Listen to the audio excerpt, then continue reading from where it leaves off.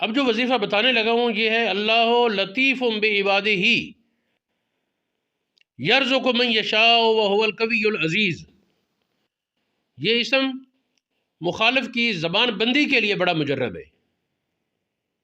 کوئی آدمی بدتمیز ہے، گالیاں نکالتا ہے، اذیتیں دیتا ہے، تکلیف پہنچاتا ہے یا خلاف مخالف پروپیگنڈا کرتا ہے، تو اس کی وہ زبان بند کرنے کے لیے کہ وہ مخالفت میں بات نہ کر سکے، اس کے لیے یہ اللہ لطیف بعبادہ یرزق من یشاء وہو القوی العزیز یہ 500 بار پڑھا جائے تو اللہ پاک کی رحمت اور فضل و کرم سے اس کی زبان بند ہو جائے گی مخالف کی۔